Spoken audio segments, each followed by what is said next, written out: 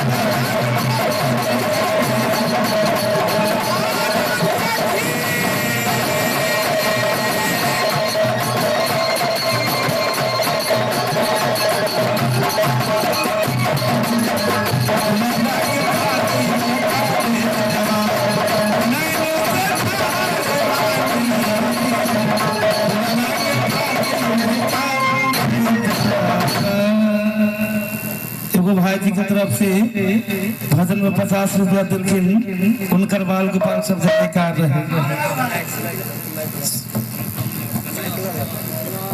सुखलाल भाई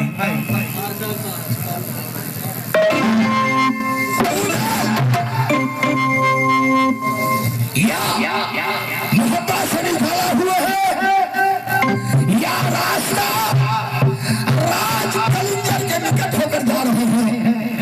चलो चलो यार, कलिंजर का मुंह नहीं देखना है।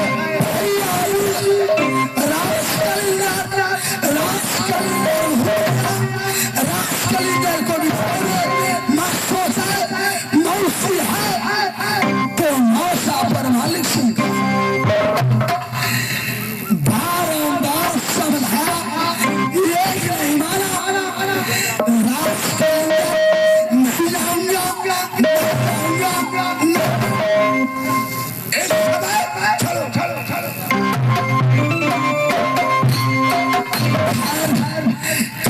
आपको बसंत को नहीं काटूंगा।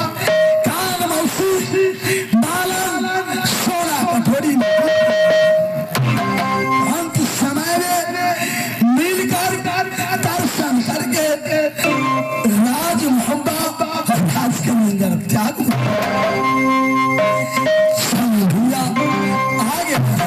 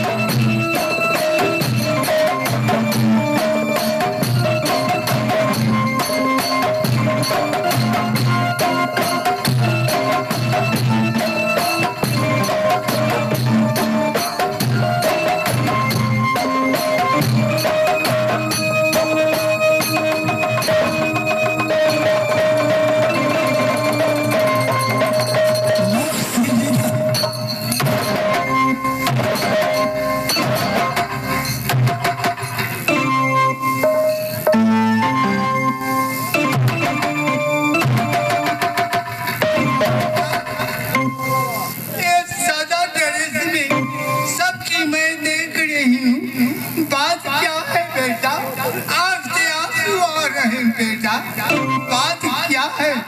क्या मौसा जी कोई बात कहा कि गाली दिया कि मौसी मानस से कोई गलती हुई? बेटा क्षमा करो, रहे हो क्षमा करो। ये कैसा समय था जो तुम सोना कटोरी में जवान बनाई दोनों भाई सुंदर गगनपुर मोहब्बा बनाया, नाम गुण कर रखी।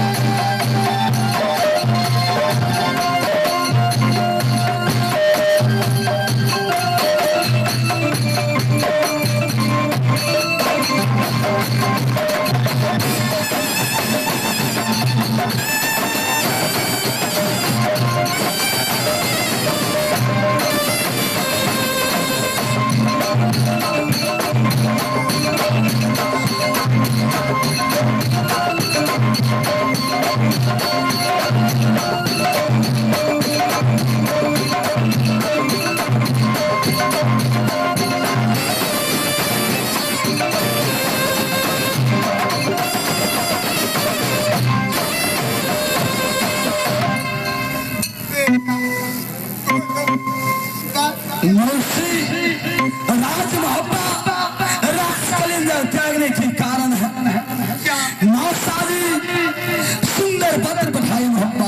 अच्छा मैं हंसकर कलिंदर में पहुंचे।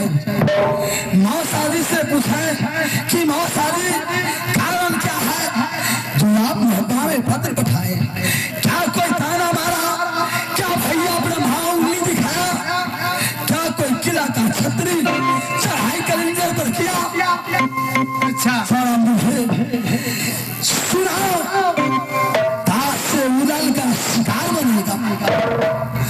उस समय मौसादी बोल गए कि बेटा उदल और राज कलिंदर पर कौन ऐसा वीर है जो तुम्हारे सामने तुम्हारे होते हुए कलिंदर पर कोई चढ़ाई?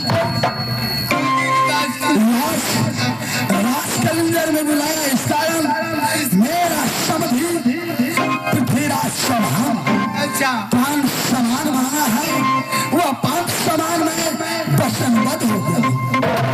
आगे के बात सुनाओगे हाथी पर सागर अच्छा हार न रखा, सुंदर बंदल घोड़ा पारस पथल अमर भगवती देगा। जो उदल का कमाई खून पसेरा का है, रैन में कमाया रैन में सर तो उदल मारा गया रहता। सही बात मैं उस समय मौसाली से बोले कि मौसाली या संपत्ति या धन या वित्त उदल का नहीं, केवल आपका। अच्छा मोहब्बा में है तो सही है, कलिंदर में रहेगा फिर भी सही है, लेकिन 7 बार में दिल्ली का लूट चुका हूँ। महाराजा पृथ्वीराज चौहान या 5 सामान लेने के बाद मोहब्बा पर चढ़ाई करेगा तो सहजे उदल मार। आगे की बात सुनाओगे। जब मैं वह सवाल से इनकार किया तो मौसादी ताना मारा, तुम मोहब्बा खाली कर। उस समय में दशनख जोरे विनती किए अच्छा कि मौसादी राज मोहब्बा मेरा है, मेरा कमाई से बन जाए। फिर क्या हुआ? मौसादी बोल गया क्या उदल कमाया तुम, लेकिन मोहब्बा मेरा नाम से है, मोहब्बा मेरा है। अच्छा यदि तुम मोहब्बा खाली नहीं करोगे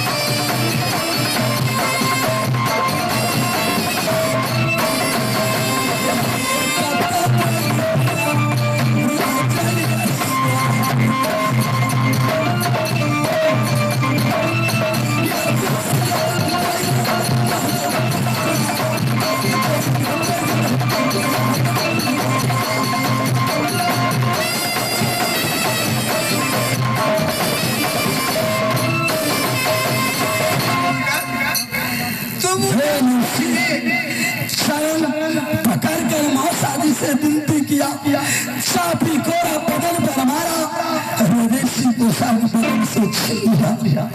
दोनों भाई चरण पैर छूकर रो रो करके रखती कि मौसादी इस समय में कहाँ जाऊंगा, लेकिन मौसादी नहीं माना। घबराओगे बेटा, तुम मत रो बेटा। मौसा जी बूढ़ा हो गया, तन का बल लागे, निदिन पान पूछ की खाए, बोले के कुछ बोला जाता है कुछ। मौसा जी की बात की आप विश्वास मत कीजिए बेटा। तुम्हारे शरण को दर्शन करने नहीं, तुम मुझे छोड़ के जा रहे हो। बेटी चंद्रावत राजकंजन में आशा लगाई कि माँ कि क्या भाई है मेरी। मैंने बोली 3 भाई है, 2 भाई राजमोहबा रुदन आला, एक भाई ब्रह्मा 3 चकेवा बनाएगी, और भाई उधर के तुम राजमोहबा में भाई अला के फाड़ भरेगी। भाई अला भाभी सोने गले के नलक का हार देगी, भाभी फूला मोरे वाले हार के कगत देगी। तुम मुझे छोड़ के जा रहे हो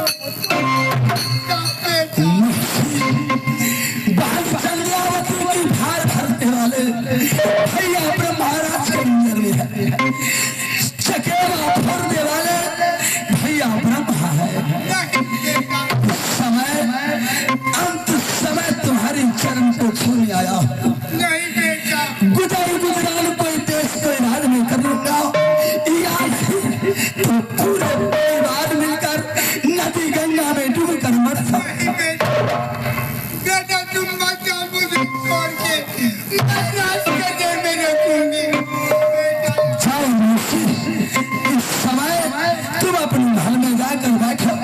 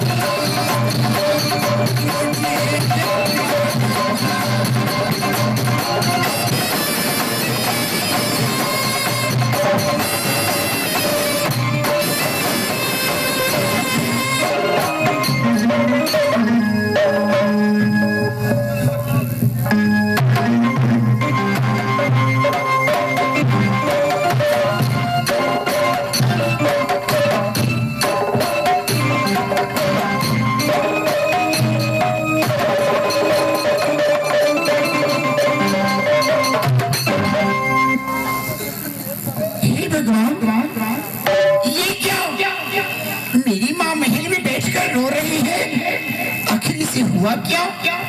मैं कहीं से आती थी खेल कूद कर, तू मुझे अपनी बाहों में लेकर प्यार करती थी। आज इनकी आंखों में आंसू। माँ, माँ।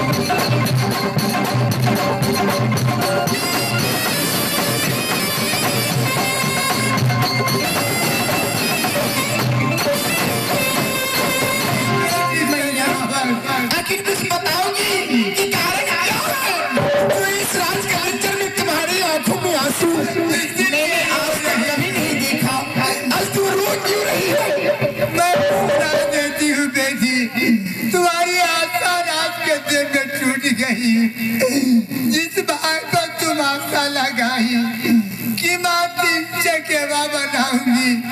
भाई अल्लाह उधर के राजमहपा में जाके मैं पार भरूं। भाभी सोना गले के नौला का हार मिलेगी, भाभी फूला हाथ की कगन मिलेगी। लेकिन तेरे पिताजी क्या किया? राजमहपा से मंगा करके 5 सामान बेटा उधर से मंगनी किया। रुदल देने के लिए तैयार नहीं हुआ। तेरे पिताजी ने बोल दिया, ए उदल तुम राजमहपा छोड़ दो, तुम्हारे बाबूजी को नहीं है, पर राजमहपा मेरा है। तुम्हें राजमहपा में रहोगे और तिरिया के सेज पर जाओगे तो तुम समझोगे तिरिया के सेज नहीं, सती माँ देवला की सेज पर मैं बैठ रहा। ए बेटा उधर की कलेजा में हाथ लगा। सबकी सब पुतहू ने वाली मोहरक वाली पोता इंदल बेटा आल्हा उदल देवा सब जा रहे हैं। लाख तरह से मनाई, लाख बुझाई, हमारी बात नहीं माना। क्या बेटी माँ, क्या भैया उदल, भैया आला, भाभी सोना सब के सब राज के अंदर में आए थे। उसे रोकी क्यों नहीं? उसे मनाई क्यों नहीं? राजमहपा छूट गया तो क्या हुआ? ये राज का अंदर उसी नाम हो जाता। माँ क्यों नहीं? बेटी सब तरफ से मनाई कि बेटा नहीं जाओ, मैं राज के दिन में मैं रखने वाली हूँ। लेकिन आपका बेटी चंद्रावत के पूरी हो जाएगी, तुम राजमहपा के लिए छोड़ के मत जाओ। लेकिन नहीं माना, वो चल दिया। थोड़ा ही दूर गए होंगे बेटा।